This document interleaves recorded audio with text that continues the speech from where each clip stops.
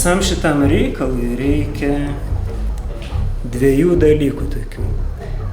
Čia yra, vienas yra varis, kitas yra cinkuota skarda, cinkas. Turi būti tie skirtingi, kad įvyktų reakcija tarp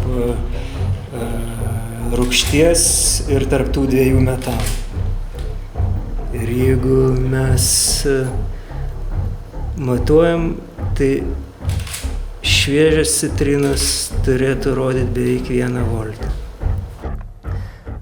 Organika turi, tarkim, potencijos generuoti elektros energiją. Viskas, kas vyksta smegenyse, yra elektrinių impulsų pavidalu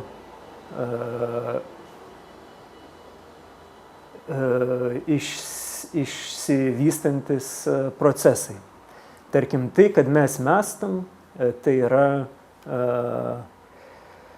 kažkokių tai elektroninių impulsų susidūrimo pasekmė, ar ne? Dabar, jeigu mes persikeliam į tą technologinį sritį, tai kas vyksta kompiuteryje, tai irgi yra signalas, elektroninis signalas verčiamas į 0 ir 1.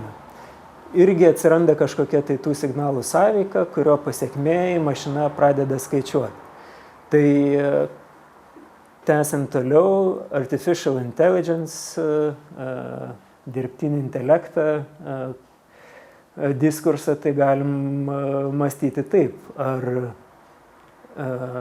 galima būti sujungti organiką su neorganika.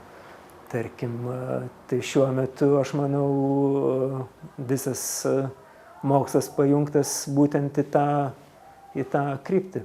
Nėra mokslas šiuo metu arba nėra tas dirbtinis intelektas kompiuterio lygmenį. Šiuo metu, tarkim, dirbtinis intelektas labiau yra vystosi į organikos ir neorganikos, tarkim, sintezę. Bet mintis yra ta, kad užtenka vieno organizmo, kad net, ta prasme, net nereikia įsibesti tau niekur, kad įvyktų ta reakcija ir kad sugeneruoti daugiau tos elektros energijos. Užtenka prisiliesti, kad įžiebtum vis tik tai tą šviesos diodą. Aš pasidariau namie ir tai iš tikrųjų veikia. Jo, bet tai, manau, kad labai yra įdomus momentai ir šiuo atveju aš kalbu ne apie tai, kad čia, bajeris, žinai, galima pasidaryti, įsižiebti lemputę. Aš kalbu apie tai, kad mes iš tikrųjų turim potencialą tapti robotais arba žmonėmis mašinomis arba mašinomis žmonėmis.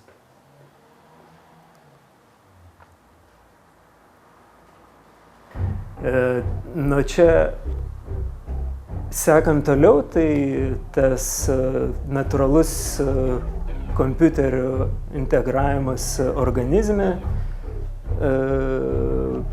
neišvengiamas, tarkim, ateities momentas tokiu būdu. Jeigu tu gali konvertuoti elektrinius impulsus iš natūralių organizmų, gyvų organizmų į skaitmeninį momentą ir atgal, tai tarkim, nesudėtinga įsivaizduoti, kad tie signalai, kurie konvertuoti, galim jų net ir nekonvertuoti, galima tiesiai pajungti, tarkim, prie nervų sistemos ir tau dirgins tam tikrą smegenų dalį, ne?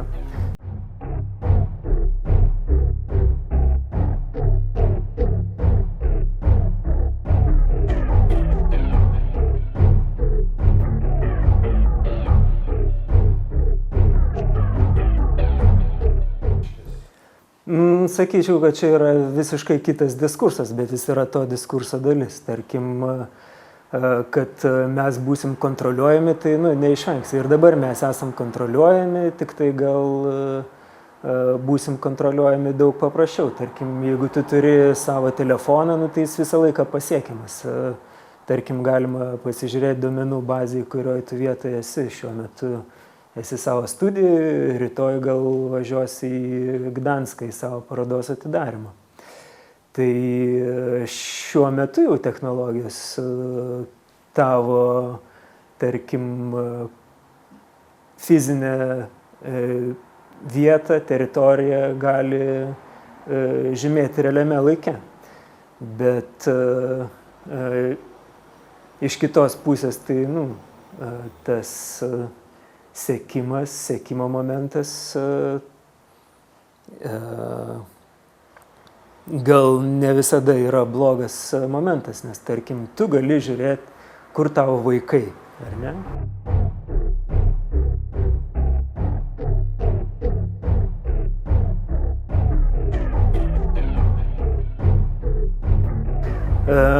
Tu užkabinai keletą tokių visiškai skirtingų dalykų ir galima plėstis į skirtingas pusės, atsakant į tą klausimą.